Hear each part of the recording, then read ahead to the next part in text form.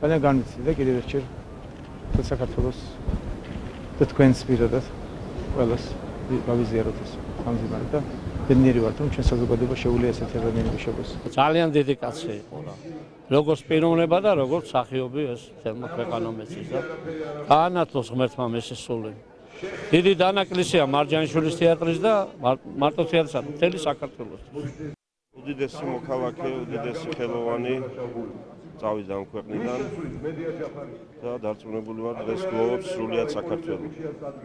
რომ იშვიათია ადამიანი, რომელიც სარგებლობს ისეთი საერთო სიყვარული და პატივისცემით, როგორცაც ბატონი ოთარი სარგებლობდა.